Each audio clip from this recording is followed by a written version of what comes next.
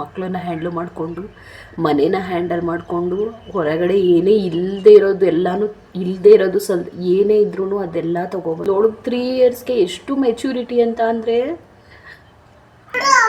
ಯಾವಲ್ಲ ತಿಡ್ಡೆಲೆ ಸುಬ್ಡೆ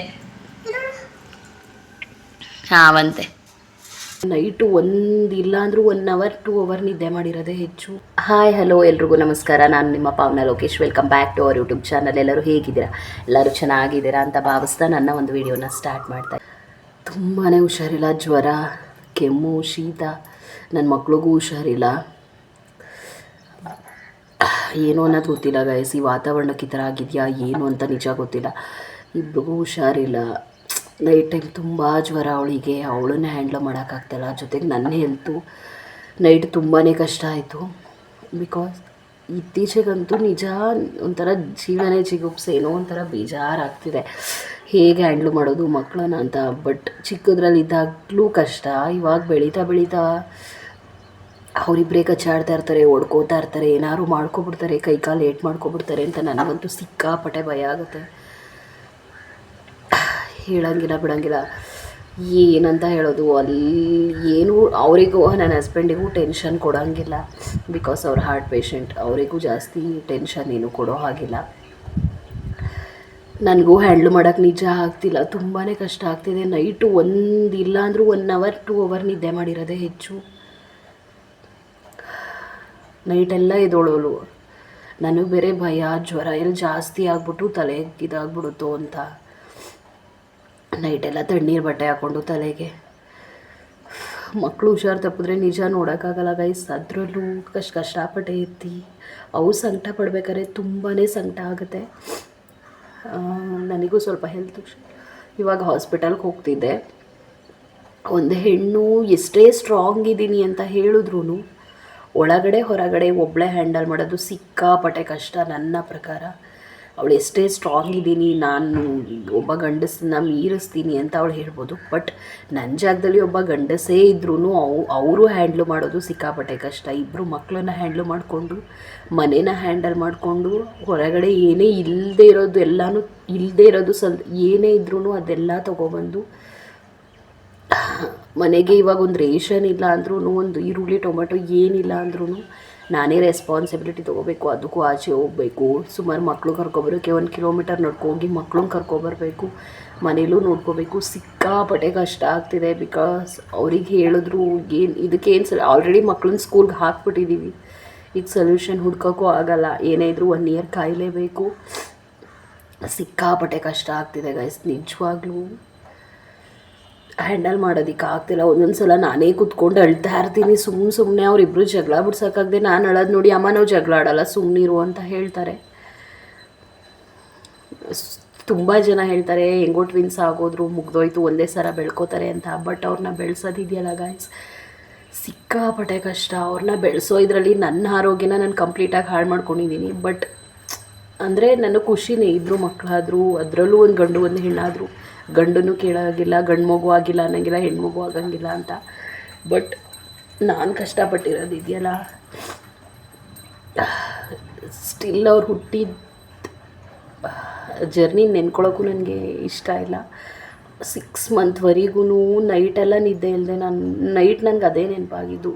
6 ತಿಂಗಳು ನಿದ್ದೆನೇ ಮರ್ತಿದ್ದೋಳು. ಇದು ಒಂದು ರಾತ್ರಿ ನಿದ್ದೆ ಗಿಡಕ್ಕೆ ಆಗ್ತಿಲ್ವಲ್ಲ ನನ್ನ ಕೈಲಿ ಅಂತ ಅಂದ್ಬಿಟ್ಟು ಇಟ್ಸ್ ಓಕೆ. ಅದಕ್ಕೆ ಇವಾಗ ಹಾಸ್ಪಿಟಲ್ಗೆ ಹೋಗ್ತಾಯಿದ್ದೀನಿ. ಫಸ್ಟ್ ನಾನು ಹುಷಾರಾಗ್ಬಿಟ್ರೆ ಅವ್ರನ್ನ ಹೆಂಗೋ ನೋಡ್ಕೋಬೋದು ಅಂತ ಅಂದ್ಬಿಟ್ಟು. ಪಾಪ ನನ್ನ ಮಗು ಅಷ್ಟು ಹುಷಾರಿಲ್ಲ ಅಂದರು. ಅಮ್ಮ ನಾನು ಸ್ಕೂಲ್ಗೆ ಹೋಗ್ತೀನಿ ಅಂದ್ಬಿಟ್ಟು ಸ್ಕೂಲ್ಗೆ ಹೋಯ್ತು. ಎದು ಹೋಗ್ಲಿ ಮಗನೇ, ನೀನು ಹೋಗಬೇಡ ಇಲ್ಲೇ ಇರು ಅಂತ ಅಂದರೆ, ಇಲ್ಲ ಅಮ್ಮ ನಾನು ಹೋಗ್ತೀನಿ ಅಂತ ಅಂದ್ಬಿಟ್ಟು ಹೋದ್ಲು. ಅವಳಿಗೆ 3 ಇಯರ್ಸ್ಗೆ ಎಷ್ಟು ಮೆಚ್ಯೂರಿಟಿ ಅಂತ ಅಂದರೆ, ಅಮ್ಮ ಎದುಗೆ ಹೊಡೆದ್ಬಿಡ್ತಾರೆ ಅಮ್ಮ ಯಾರಾದ್ರೂ, ನಾನು ಹೋಗ್ತೀನಿ ಅಮ್ಮ, ಎದುಗೆ ಹೊಡೆದ್ಬಿಟ್ರೆ ಆಮೇಲೆ ಯಾರಾದ್ರೂ ಅಂತ ಹೇಳ್ತಾಳೆ. ನನಗೆ ಒಂಥರ ಸಂಕಟನೇ ಆಗೋಯ್ತು ಗೈಸ್ ನಿಜವಾಗ್ಲೂ ಆ ಮಾತನ್ನ ಕೇಳಿ. ಅವಳು ಎಷ್ಟು ಕೇರ್ ಮಾಡ್ತಾಳೆ ಅವನನ್ನ ಅಂತ ಅಂದರೆ ನಿಜವಾಗ್ಲೂ. ಅವರಿಬ್ಬರು 1 ವರ್ಷ 2 ವರ್ಷ ಡಿಫ್ರೆನ್ಸ್ ಅಂದರೆ ಅಂತರ ಇಲ್ಲದೆ ಇದ್ರೂ ಕುಶನಿ 2 ಸೆಕೆಂಡ್ ದೊಡ್ಡವಳು ಎದುಗಿಂತ. ಬಟ್ ಅವಳು ಅವನನ್ನು ಟ್ರೀಟ್ ಮಾಡೋ ರೀತಿ ಸೇಮ್ ಅಕ್ಕ ಥರ. ಅಕ್ಕ ಏನೋ ದೊಡ್ಡ ಅಕ್ಕ ಅವಳು, 2 ವರ್ಷ ದೊಡ್ಡವಳೇನೋ ಅನ್ನೋ ಥರ ರೆಸ್ಪಾನ್ಸಿಬಿಲಿಟಿ ತೊಗೋತಾಳೆ. ನನಗಂತೂ ನನ್ನ ಮಗಳು ಆ ಥರ ಅವನನ್ನು ನೋಡ್ಕೊಳ್ಳೋದೇ ಒಂಥರ ಖುಷಿ. ಸುಮ್ಮನಿರಪ್ಪ ಅಳ್ಬೇಡಪ್ಪ ಅಂತ. ಬಟ್ ಸಂವೇ ತುಂಬ ಕಚ್ಚಾಡ್ತಾರೆ ಇಬ್ಬರು. ಬಿಕಾಸ್ ಮಕ್ಕಳು ಗುಣ ಎಷ್ಟೇ ಮೆಚ್ಯೂರಿಟಿ ಇದ್ರೂ ಆ ಮಗುಗೆ ಅವ್ನು ನೋಡಿದಾಗ ಇದು ಹೊಡೆಯಕ್ಕೆ ಹೋಯ್ತದೆ, ಜಗಳ ಆಡ್ತಾರೆ. ಅದು ಸಕ್ಕಾಪಟ್ಟೆ ಬೇಜಾರಾಯಿತು ಗಾಯ್ಸ್ ನಿಜವಾಗ್ಲೂ.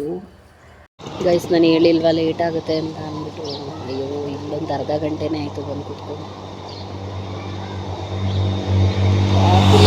ಬೇರೆ ಆಗ್ತಿದೆ.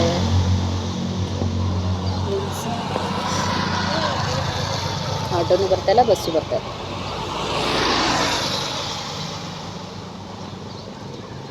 ಹಸ್ಬೆಂಡ್ ಇದ್ದಿದ್ರೆ ಹೆಂಗೋ ಬೈಕಲ್ಲಾದರೂ ಕರ್ಕೊ ಹೋಗಿರೋರು. ಅಷ್ಟೊತ್ತಿಗೆ ಹಾಸ್ಪಿಟ್ಲಿಗೆ ಹೋಗೇ ಬಂದಿರೋರು.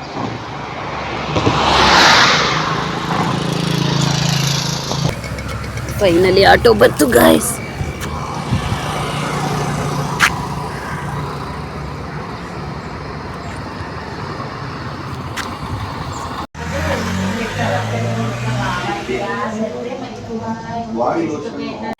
ಹಾಸ್ಪಿಟಲ್ಗೆ ತೋರಿಸಿ ಅಲ್ಲಿಂದ ನಾನು ಸ್ವಲ್ಪ ಮನೆಗೆ ರೇಷನ್ ತೊಗೋಬೇಕಾಗಿತ್ತು ಮತ್ತು ತರಕಾರಿಗಳು ಏನೂ ಇರಲಿಲ್ಲ ಗೈಸ್. ಹಾಗಾಗಿ ತರಕಾರಿ ತೊಗೊಳ್ಳೋಣ ಅಂದ್ಬಿಟ್ಟು ತರಕಾರಿ ಅಂಗಡಿಗೆ ಬಂದೆ.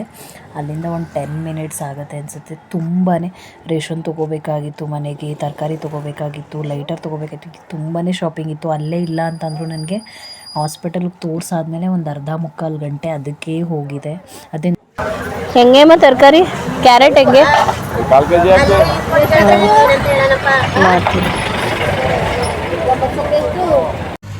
ಇಷ್ಟೊತ್ತಾಯಿತು ಗೈಸ್. ಅಯ್ಯಪ್ಪ ಎಷ್ಟು ರಶ್ ಇದ್ದರು ಅಂದರೆ ಒಂದು 10-20 ಮೆಂಬರ್ಸ್ ಇದ್ದರು. ಫಸ್ಟ್ ಟೈಮ್ ನಾನು ಟೋಪಿನ ತೆಗೆದು ವಿಡಿಯೋ ಮಾಡ್ತಾಯಿದ್ದೀನಿ. ಅದು ಹೇಗೆ ಬರ್ತಿದೆ ಗೊತ್ತಿಲ್ಲ, ಬಟ್ ತೆಗೆದೆ. ಅದು ಹಾಕೊಂಡೆ ಇನ್ನೂ ಇಷ್ಟು ದಿನ ವ್ಲಾಗ್ ಮಾಡೋಕ್ಕಾಗತ್ತೆ ಅಂತ. ಸಿಕ್ಕಾಪಟ್ಟೆ ಸುಸ್ತಾಗ್ತಿದೆ. ಅದು ಇಂಜೆಕ್ಷನ್ ತೊಗೊಂಡು ಮತ್ತು ಮಕ್ಕಳಿಗೆ ಸ್ವಲ್ಪ ಸ್ನ್ಯಾಕ್ಸು ಕೊಡೋದಾದರೆ ಸ್ಕೂಲ್ಗೆ ತಲೆಗೆಟ್ಟು ಹೋಗುತ್ತೆ. ಅವರು ಸ್ವಲ್ಪ ಸ್ನ್ಯಾಕ್ಸಿಗೆ ತೊಗೋಬೇಕಾಗಿತ್ತು. ಬಿಸ್ಕೆಟು ಅದು ಇದು ಎಲ್ಲ ತೊಗೊಂಡು ಮನೆಗೆ ಸ್ವಲ್ಪ ತರಕಾರಿ ತೊಗೊಂಡು ರೇಷನ್ ಐಟಮ್ ತೊಗೊಂಡು ನಿಲ್ಲೋದಕ್ಕೂ ಆಗ್ತಾಯಿಲ್ಲ, ಕಾಲು ಬರ್ತಾಯಿಲ್ಲ ನಡೆಯೋದಕ್ಕೆ. ಆದರೂ ಹೇಗೋ ಕಷ್ಟಪಟ್ಟು ತೊಗೊಂಡೆ. ಬಟ್ ಗೈಸ್ ನಾನು ಅಂದ್ಕೊಂಡೆ ನನಗೆ ಟೋಪಿಗಿಂತ ನನಗೆ ಟೋಪಿ ತೆಗೆದು ಮಾಡ್ತಿದ್ದೀನಲ್ಲ ಇದೇ ಚೆನ್ನಾಗಿ ಕಾಣಿಸ್ತಿದೆ ಅಂತ ಅನ್ನಿಸ್ತಿದೆ ಈ ಲುಕ್ಕೇನೆ. ಹೇಗೋ ದಯವಿಟ್ಟು ಸಬ್ಸ್ಕ್ರೈಬ್ ಮಾಡಿಕೊಂಡು ನನ್ನ ಒಂದು ವಿಡಿಯೋನ ನೋಡಿ ದಯವಿಟ್ಟು ಸಪೋರ್ಟ್ ಮಾಡಿ. ಒಂದ್ಸೆ ಟೈಮ್ ಅನಿಸುತ್ತೆ ಇದೆಲ್ಲ ಬೇಕಾ, ಸ್ಟಾಪ್ ಮಾಡ್ಬೋಣ ಯೂಟ್ಯೂಬ್ ಅಂತ. ಒಂದು ಸಲ ಅನಿಸುತ್ತೆ ಮಾಡೋಣ ಅಂತ. ಕ್ಲಾರಿಟಿನೇ ಇಲ್ದಿರೋ ಜೀವ. ಒಂದು ನಿಮಿಷ ಕ್ಯಾಮ್ರಾ ಇಟ್ಬಿಡ್ತೀನಿ.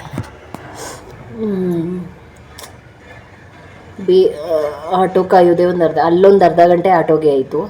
ಪುನಃ ಇಲ್ಲಿ ಬಂದು ಇಷ್ಟು ಟೈಮ್ ಆಯಿತು ಗೈಸ್. ಆ್ಯಕ್ಚುಲಿ ಲುಕ್ ಚೆನ್ನಾಗಿ ಕಾಣಿಸ್ತಿದೆ ನನಗೆ. ನನ್ನ ಮೇಲೆ ಇನ್ಮೇಲೆ ಹೀಗೆ ವೀಡಿಯೋಸ್ ಮಾಡ್ತೀನಿ, ಏನಿಲ್ಲ, ನಾಟ್ ಬ್ಯಾಡ್.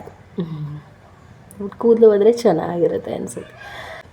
ಇಂಜೆಕ್ಷನ್ ತೊಗೊಂಡ್ಮೇಲೆ ಸ್ವಲ್ಪ ತಲೆಭಾರ ಎಲ್ಲ ರಿಲೀಫ್ ಆಯಿತು, ಸ್ವಲ್ಪ ಪರವಾಗಿಲ್ಲ. ಬಟ್ ಸ್ವೆಟ್ ಆಗ್ತಿದ್ದೀನಿ ಗೈಸ್. ಇಂಜೆಕ್ಷನ್ ತೊಗೊಂಡಲ್ಲ ಅದಕ್ಕೇನೋ ತುಂಬ ಸ್ವೆಟ್ ಆಗ್ತಿದ್ದೀನಿ. ಅವಾಗ ಹೇಳೋರಲ್ಲ ಸ್ವೆಟ್ ಆದರೆ ಜ್ವರ ಹೋಗುತ್ತೆ, ಹುಷಾರಾಗ್ತೀಯ ಅಂತ. ಸ್ವೆಟ್ ಆಗಿದ್ದೀನಿ. ಇವಾಗ ಪುನಃ 1 ಕಿಲೋಮೀಟರ್ ನಡ್ಕೊಂಡು ಹೋಗಬೇಕು ಗೈಸ್. 1 ಕಿಲೋಮೀಟರ್ಗಿಂತ ಜಾಸ್ತಿನೇ ಆಗುತ್ತೇನೋ. ನನ್ನ ಮಕ್ಕಳು ಕರ್ಕೊಬರೋಕ್ಕೆ ಕರೆಕ್ಟಾಗಿ ಬಂದಿದ್ದೀನಿ. 12:45 ಆಗಲೇ. ಮೈ ಗಾಡ್, ಒಂದು 10 ಮಿನಿಟ್ಸು ರೆಸ್ಟ್ ಮಾಡೋಂಗಿಲ್ಲ. ಸರಿ ಬನ್ನಿ ಹೋಗಿ ಕರ್ಕೊಬರೋಣ. ನನಗೆ ಒಂಥರ ಲುಕ್ ಚೆನ್ನಾಗಿದೆ. I loved it. ಏನೋ ಒಂಥರ ಚೆನ್ನಾಗಿದೆ ಅನ್ನಿಸ್ತಿದೆ. ಓಕೆ,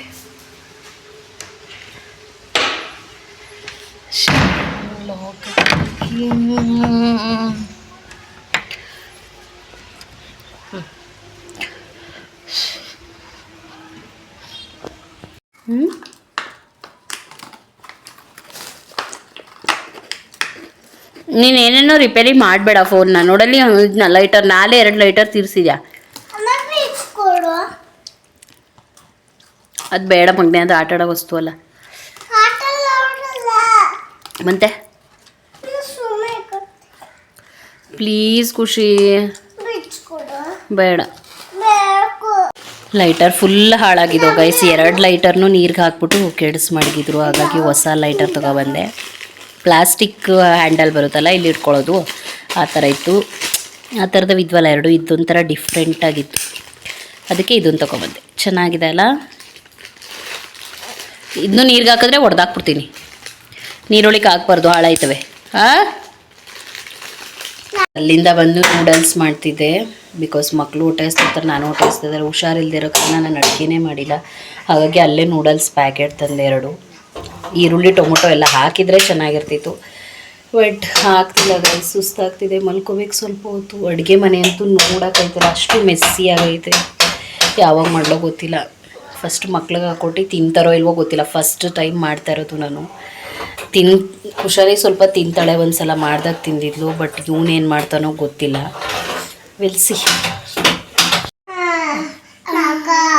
ಏಯ್ ನಾಗ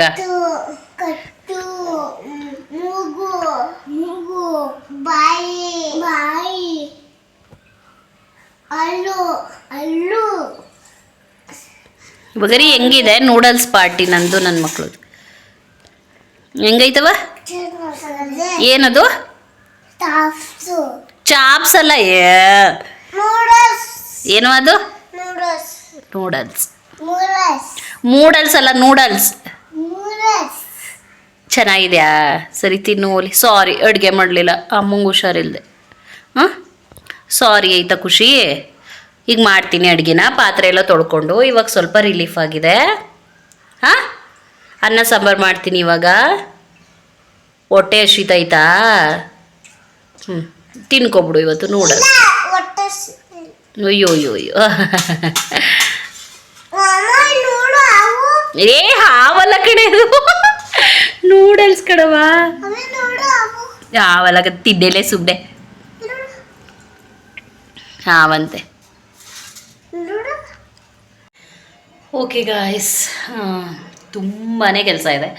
ಕೆಲಸ ಅಂತ ಅಂದರೆ ಇಲ್ಲಾದರೂ 1 hour 2 hour ಮೇಲೆ ಆಗುತ್ತೆ ಅನಿಸುತ್ತೆ. ನಾಳೆ ನಮ್ಮೂರಲ್ಲಿ ಹಬ್ಬ ಇದೆ, ಸ್ವಲ್ಪ ಬ್ಯುಸಿ ಆಗ್ತೀನಿ. ಓಕೆ, ಇಲ್ಲಿಗೆ ನನ್ನ ಒಂದು ವೀಡಿಯೋನ ಮುಗಿಸ್ತಾ ಇದ್ದೀನಿ. ಯಾರೆಲ್ಲ ವೀಡಿಯೋನ ನೋಡ್ತೀರಾ ದಯವಿಟ್ಟು ಸಬ್ಸ್ಕ್ರೈಬ್ ಮಾಡಿಕೊಂಡು ವೀಡಿಯೋನ ನೋಡಿ. ಯಾರಿಗೆಲ್ಲ ವೀಡಿಯೋ ಇಷ್ಟ ಆಯಿತು ಲೈಕ್ ಮಾಡಿ, ಕಮೆಂಟ್ ಮಾಡಿ, ಶೇರ್ ಮಾಡಿ. ಒಂದು ವೀಡಿಯೋನ ಮಾಡಬೇಕಾದ್ರೆ ನಮ್ಮ ಕಷ್ಟನೂ ತುಂಬ ಇರುತ್ತೆ ಗೈಸ್. ಅದನ್ನು ಎಡಿಟ್ ಮಾಡಿ ತಮ್ಲೈನ್ ಹಾಕಿ ಹಾಕೋದು. ದಯವಿಟ್ಟು ಸಬ್ಸ್ಕ್ರೈಬ್ ಮಾಡಿಕೊಂಡು ನಮ್ಮ ಒಂದು ವೀಡಿಯೋನ ನೋಡಿ, ಮತ್ತು ಸ್ಕಿಪ್ ಮಾಡದೆ ವೀಡಿಯೋನ ನೋಡಿ ಗೈಸ್ ಪ್ಲೀಸ್. ದಯವಿಟ್ಟು ಸಬ್ಸ್ಕ್ರೈಬ್ ಮಾಡ್ಕೊಳ್ಳಿ. ಥ್ಯಾಂಕ್ ಯು ಸೋ ಮಚ್ ನಿಮ್ಮ ಒಂದು ಸಪೋರ್ಟಿಗೆ. ವಿಡಿಯೋ ಇಷ್ಟವಾದಲ್ಲಿ ಲೈಕ್ ಮಾಡಿ, ಕಮೆಂಟ್ ಮಾಡಿ, ಶೇರ್ ಮಾಡಿ. ಮತ್ತೊಮ್ಮೆ ಹೇಳ್ತಾ ಇದ್ದೀನಿ, ಸಬ್ಸ್ಕ್ರೈಬ್ ಮಾಡ್ಕೊಳ್ಳಿ. Thank you. Bye bye.